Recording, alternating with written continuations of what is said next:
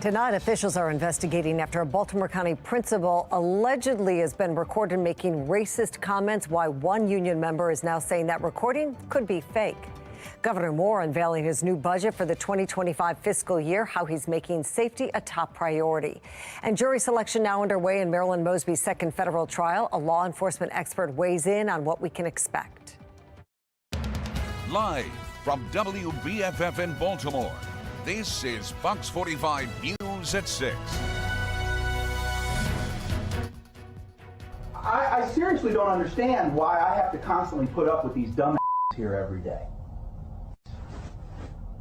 Between these ungrateful black kids who can't test their way out of a paper bag.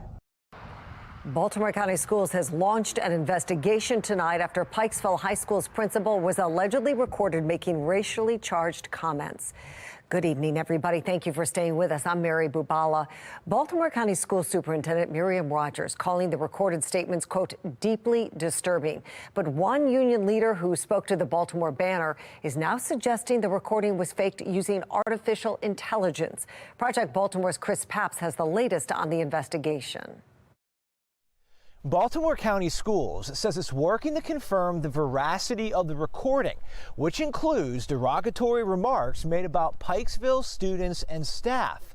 Parents spoke with Fox 45 saying this is the recording in question. I seriously don't understand why I have to constantly put up with these dumb here every day.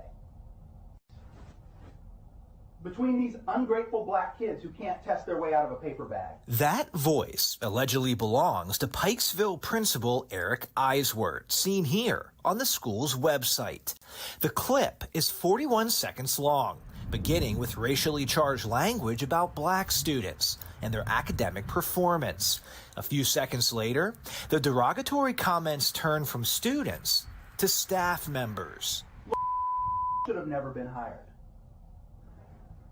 And don't let me get started on I'm going to drag his black out of here one way or another. In the final seconds of the recording, the conversation turns again to the community. And if I have to get one more complaint from one more Jew in this community, I'm going to join the other side. Kathy, I'm done. We do not know who recorded the comments or the context in which they were made. It's unclear when or where the statements were recorded. But as you heard, the speaker addresses someone named Kathy. Parents tell us they believe that's Assistant Principal Kathy Albert, though we cannot confirm that. We tried to get in touch with Principal Eiswert at his home today. We were told he was at work. The person who answered the phone at Pikesville High School told us Principal Eiswert was not in the building. In an email sent this afternoon, Baltimore County School Superintendent Dr. Miriam Rogers told parents, "We are taking this matter seriously and have launched an investigation. Once we have determined the facts, we will swiftly address this incident." We will have more on this story tonight on Fox 45 News at 10. You can hear the entire recording on foxbaltimore.com. I'm Chris Papps, and this is Project Baltimore. Baltimore County Executive Johnny Olszewski responding to that alleged recording tonight, saying that hate, discrimination, and prejudice have no place in Baltimore County. He also says county officials are already investigating. And again, according to the Baltimore Banner report, Billy Burke, executive director of the union that represents Baltimore County administrators, said the voice in the recording is not Principal Eiswert and instead may have been faked by artificial intelligence. Project Baltimore investigating, and we will keep you updated. We'll update you on air and online at foxbaltimore.com as we learn more. The big news in Annapolis today, Governor Wes Moore rolling out his $63.1 billion budget proposal for the upcoming year. That is slightly lower than the current $64 billion budget. One key investment in this new budget, making Maryland safer. Fox 45's Mackenzie Frost was at the State House today, breaks down new funding to DJS.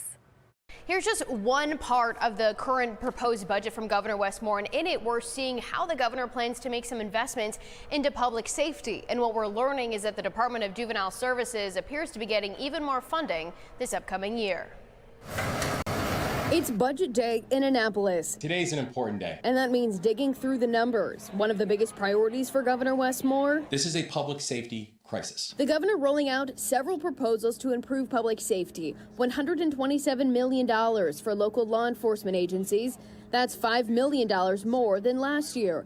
$10 million for his new Center for Firearm Prevention and Intervention, and an additional $16 million for programming inside the Department of Juvenile Services. Now, I know there will be robust debates throughout the entire session on juvenile justice, and our administration will be an active participant in these conversations.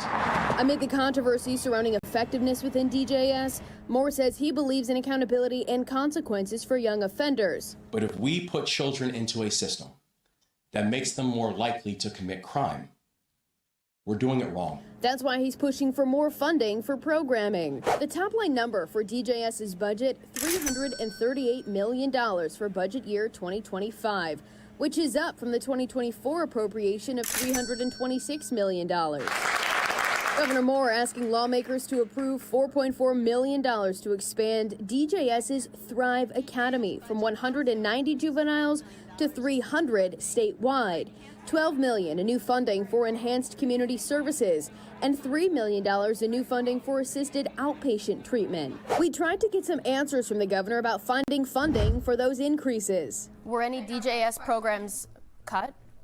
Yes, I think you'll see throughout the budget that we were able to take a fine-tooth comb at every single one of our agencies and understand what is the best and the most proper use of taxpayer dollars. Can you tell us any programs that were cut within DJS? Yeah, I think again, as you're going through the budget, you'll be able to see the analysis that went through with every single aspect of not just DJS, but every department within the Maryland State government. Not really a direct answer. Later, state officials explaining agencies overall shifted money around, and the state is rebasing or going back to funding levels prior to the infusion of federal dollars during the pandemic for some programs. This budget is a reflection of our shared aspirations. We are going to realize these aspirations in a fiscally responsible way. To see that realization, it's now up to lawmakers to navigate the path forward. Passing a balanced budget is the only thing lawmakers are constitutionally required to do during session.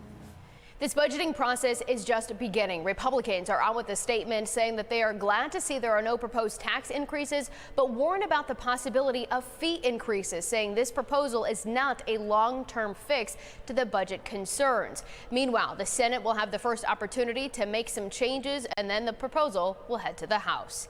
In the State House, Mackenzie Frost, Fox 45 News. Another major focus for lawmakers this session, pushing back on anti-Semitism across the state. Lawmakers in the General Assembly have formed the Jewish Caucus. Caucus members say they want to come together as a voice for the Jewish community in light of the recent anti-Semitic incidents. And while it's not clear which legislation they're going to support, members say they want to focus on anti-Semitism, education, and religious liberties. When there are incidents of hate or intolerance, regardless of whether they're, targeting specifically the Jewish community, but they might be targeting the African-American community, the Muslim community, that we speak out. That's our goal. And, if you've got 20 people committed to that goal with the support of leadership, I certainly believe we might not be able to get all of our goals accomplished year one. I definitely believe we will make inroads. And they also say they're interested in working with the non-Jewish colleagues of theirs to pass legislation and benefit communities across the state. Jury selection is now done for the day in the second federal trial against former city state's attorney Marilyn Mosby. She faces multiple charges related to mortgage fraud. Prosecutors say Mosby made false statements on loan applications for 2 Florida homes she purchased during the pandemic. If Mosby is found guilty, she could face decades in federal prison. We spoke with defense attorney Jeremy Eldridge, who's not affiliated in any way with this case, about whether he expects Mosby to take the stand. From that, certain types of cases almost demanded in practice, and this is one of them. How is Marilyn Mosby going to get her story in front of the jury? This is what I was living through at the time. This is what was going on with the taxes, and in order to tell that story, it's got to be her or Nick, and we've already saw what happened once where she chose not to take the stand. Just weeks ago, Marilyn Mosby was found guilty on multiple federal perjury charges. Those charges each carry a maximum sentence of 5 years. Mosby won't be sentenced for those charges until after this mortgage fraud trial is over. Temperatures still below freezing throughout our region, and that frigid winter weather isn't going anywhere just yet. Meteorologist Wyatt Everhart tracking our next weather maker that is approaching. Wyatt. Yeah, Mary, it's just that true January chill, right? Arctic air. I mean, today the high temperatures never even out of the upper 20s for most of central Maryland. Baltimore at BWI touching 31 briefly, but most of us stuck in the 20s today. And even the wind chill never got really out of the 20s in many spots. We're in the teens now for those wind chills. Still a bit of a west breeze out there coming across that snowpack. And so, yeah, feeling very winter-like. Clear tonight and tomorrow, but all eyes on our next storm system. This thing screaming out of the northern Rockies headed east, likely to bring another snowy scenario to Maryland on Friday. So enjoy the quiet, although very cold weather tonight and early tomorrow while we have it. We'll talk more about that next storm, what impacts you can expect straight ahead. A warning from a top U.S. ally about threats from Russia and Iran, how leaders are working to prevent a worst-case scenario.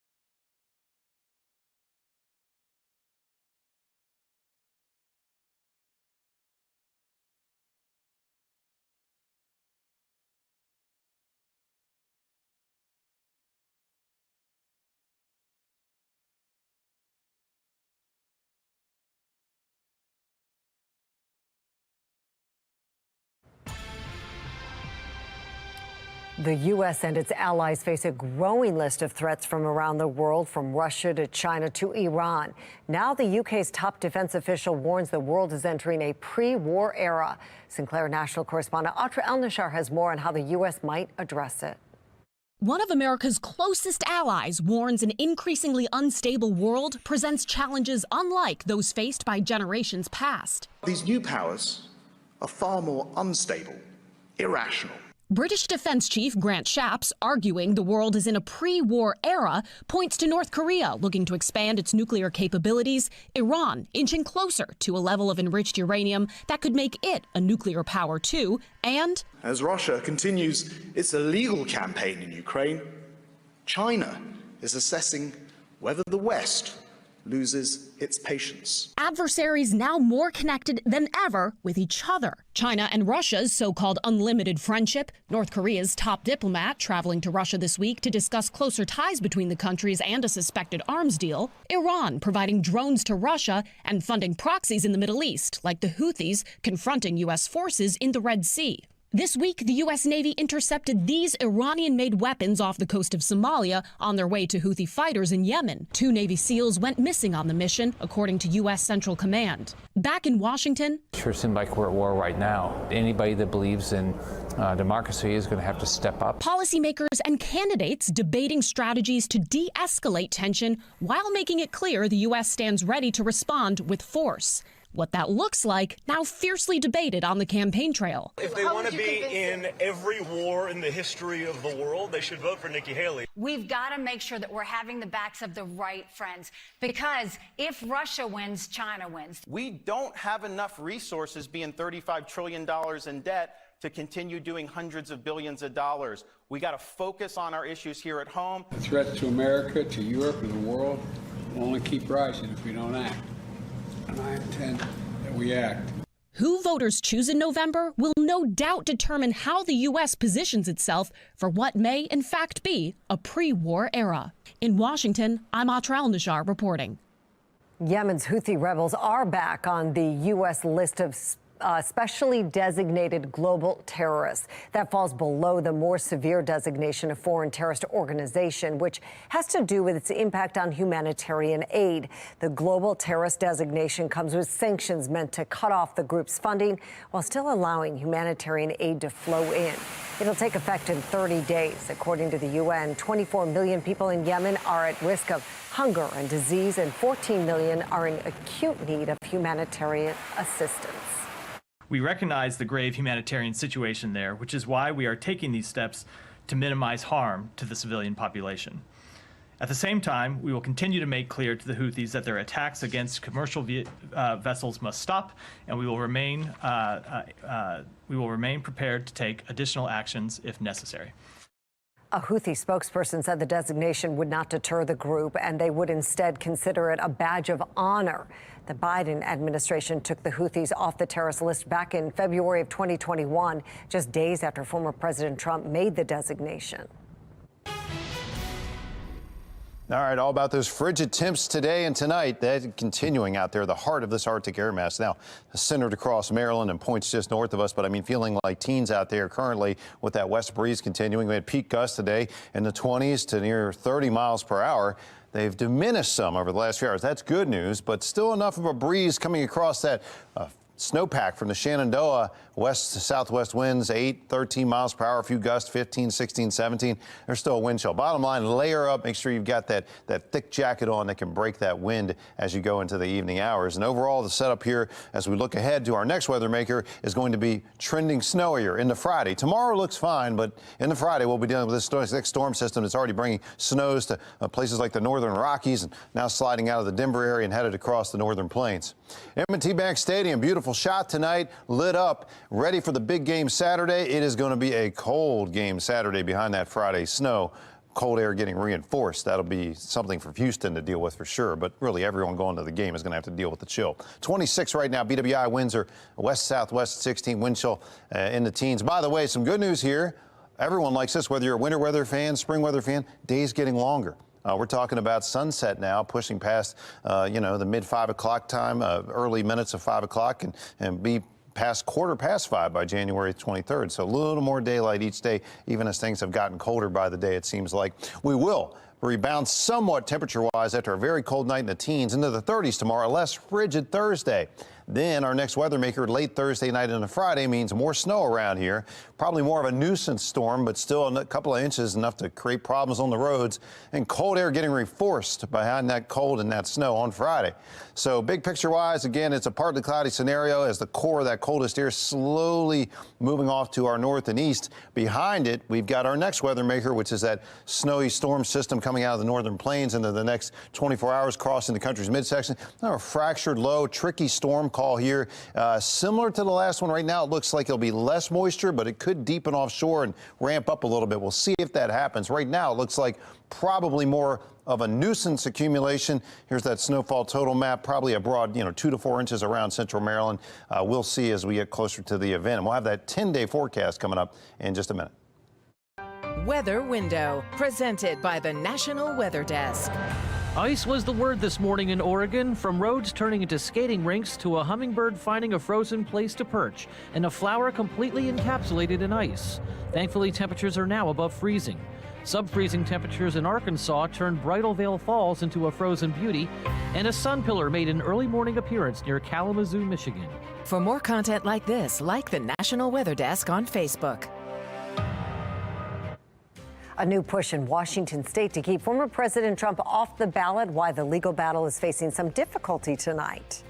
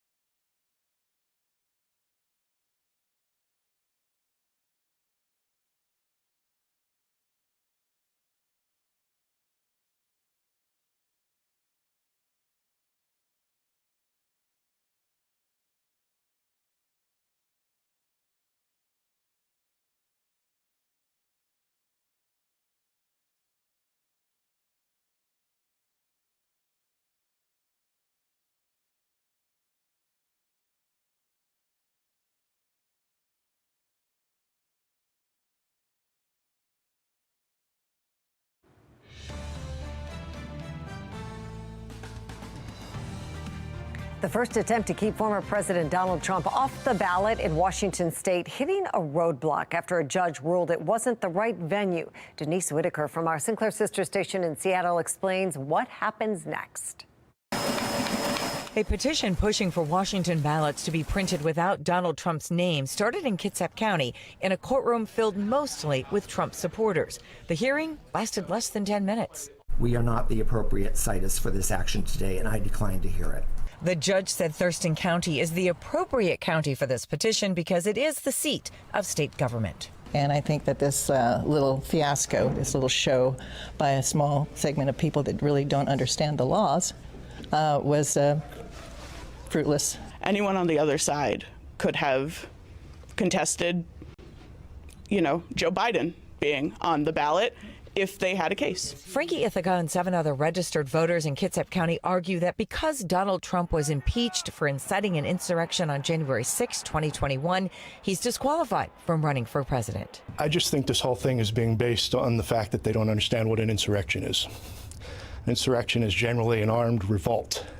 It is not asking questions about whether something was illegal or legal. Petitions to keep Donald Trump's name off ballots in Colorado and Maine already advanced, but still rest with higher courts. You can't take away a vote from somebody when the vote is illegal under the rule of law. I think when it goes to the Supreme Court, which it's going to, that it will be thrown out and they won't be able to do it. Regardless of how those courts end up ruling, a lot of Trump supporters say if his name's not on the ballot, they're just going to write it in.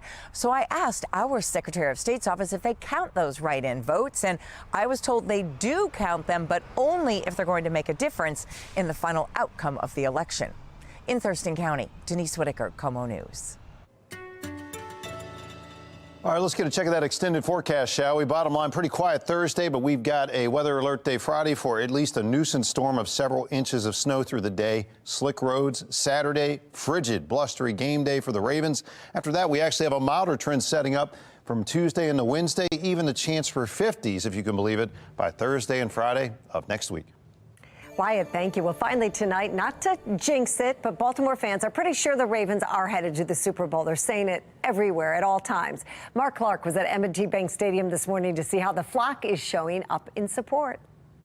Now we're at M&T Bank Stadium. Now this young lady's about to get stenciled. They gave her the flag. How you doing, beautiful? I am fabulous this morning. What's your name? I'm Lisa. Lisa with the cool glasses. Okay, Lisa, so you got the flag. Yes. You're here. You got here on time. Yes. Now you're about to get stenciled. Yes. Why? Why are you here? Why? Why not? Why not? Of course. Listen, the Ravens are having an awesome season. This is our year. Yes. We are going to the Super Bowl. Look, she got the hat. She got it all. They got the hat. They got the earrings. Look, hey, wait a minute. And let me give this to you. The goose. Oh, wait a minute. Okay, so Lisa's got everything. It's for me. Lisa's got everything ready to go because we're going to the Super Bowl. That's right. We're doing it for Goose, baby. We're doing it for Goose. Lisa, final words as you wrap it up. Go Ravens! Yes, yes. Okay, let's see your stencil. We got the stencil guys back here. The stencil guys are going to do their thing. Come on, guys. So is it painful? Not too bad. A little bit frigid, but a little cold, but that's it. That's it. All right. Let's remove her. And voila. Voila! Yes. Oh! Oh! That's my Ravens. Is that? Oh! Is that? I don't know. That's the Ravens stencil. Go Ravens! Woo! Go Ravens! Mark, I think you did it. Well, that's all for Fox 45 News at 6. Family Feud's up next. We'll see you back here for the news at 10 tonight. Thanks for watching. Be safe out there. Good night.